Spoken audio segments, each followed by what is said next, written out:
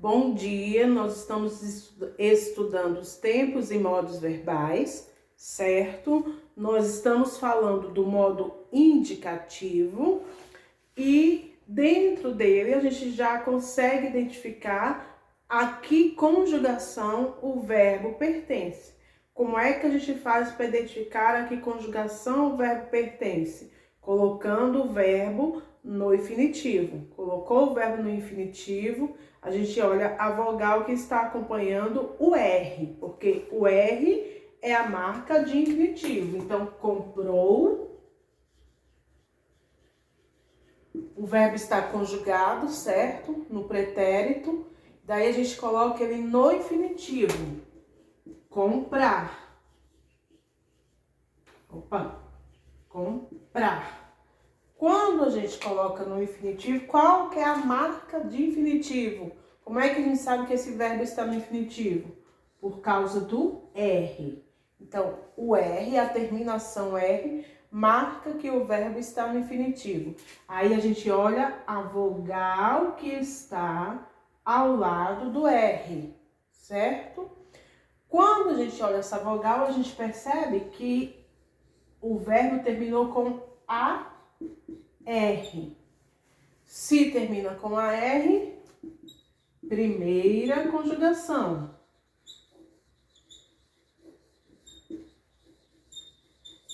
Se termina com ER ou OR, segunda conjugação. E se terminar com IR, terceira conjugação. Certo? Então, a gente já sabe isso, ok? Se você ainda não tinha, anota aí no seu caderno, certo? Certo.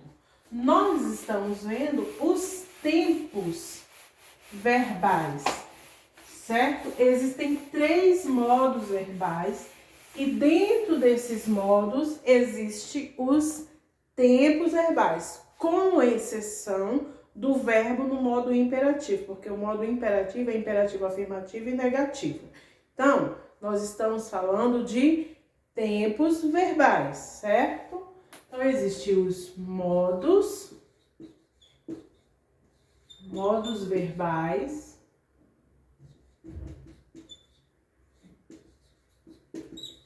que são indicativo,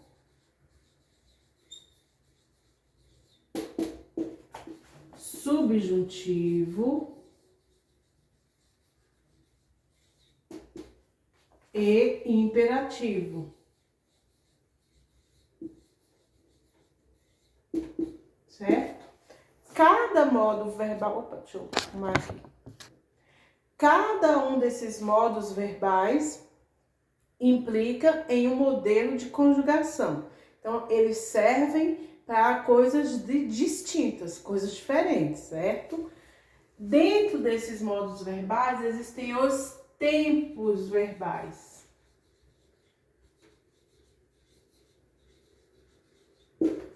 Os tempos verbais principais são presente, pretérito e futuro, certo? Lembrando que o pretérito é o passado, ok? Tudo certo até aqui? Então, nós temos os tempos verbais. Vou colocar aqui os principais, tá? Que é presente, pretérito e futuro. Existem outros tempos verbais, professora? Existe. Que a gente pronuncia e escreve, mas que a gente não sabe identificar. Por exemplo, ontem as crianças brincavam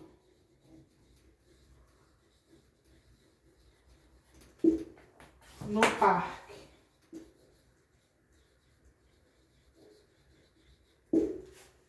Qual é o verbo desta oração? Brincavam. Aqui não está brincam, aqui não está brincarão e aqui não está brincaram. Então, no presente seria brincam, no pretérito seria brincaram e no futuro seria brincarão. Mas aqui está brincavam, com V. Tá vendo essa terminação? Avão. Significa que nem está no presente, nem no pretérito, nem no futuro. Então, a gente tem que descobrir que tempo verbal é esse que tem essa desinência terminada com ava, que a gente tanto usa e não sabe o nome. Então, para que serve estudarmos os verbos? Para sabermos identificar os tempos e os modos verbais. Para quando a gente for construir um texto, escrevamos um texto com concordância, tá? Então, que tempo é esse? Brincava, pretérito imperfeito, que a gente vai aprender daqui para frente. Agora nós vamos focar no pretérito mais que perfeito, ok? Posso apagar aqui? Se eu fosse escrever uma oração utilizando outro tempo verbal, posso falar elas brincaram. Não, vamos falar, vou usar elas não, que eu quero usar um verbo, uma conjugação que dê para vocês verem identificar certamente que tempo é. Ela brincara mais cedo com minha irmã.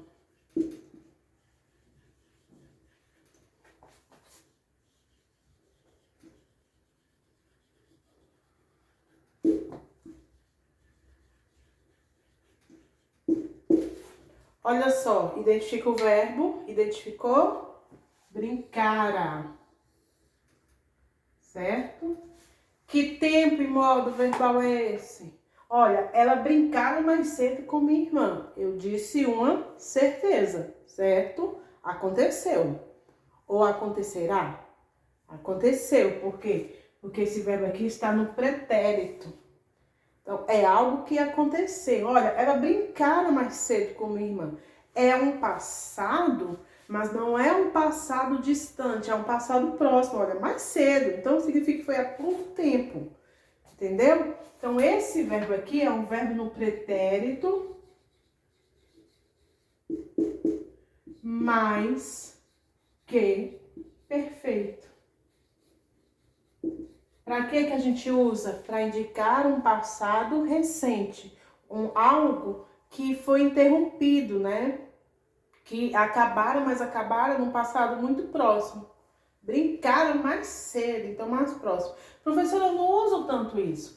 Esse termo, esse tempo verbal é usado em linguagens mais coloquiais, mais cultas e, sobretudo, na literatura, em poemas, tá? Então, em alguns livros literários que nós vamos ver ano que vem, e alguns poemas, vocês verão com frequência o verbo no pretérito mais que perfeito. Mas vamos para a conjugação?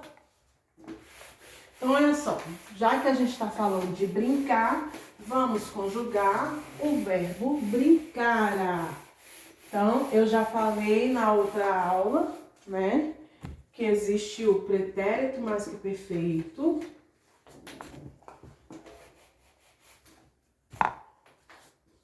O pretérito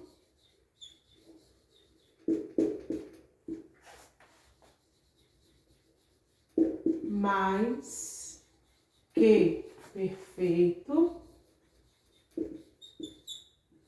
serve para indicar um passado recente. Um passado, olha só, um passado, opa, escrevendo tudo junto. Um passado recente, é algo que aconteceu, mas pode ter sido há meia hora atrás, ou que pode ter acontecido há 1 hora atrás, 2 horas atrás. É um passado, não é? Mas é um passado recente, porque é diferente de ter acontecido há 2 dias atrás ou há 1 mês atrás, né? Ou há 1 ano atrás. Então, há 1 ano atrás é um passado mais longo, né? Agora, há meia hora atrás é um passado recente, por isso que a gente coloca passado recente, né? Um passado recente. Sua desinência, né? Então, sua. Não vou escrever terminação, porque eu quero que vocês se habituem com o termo desinência.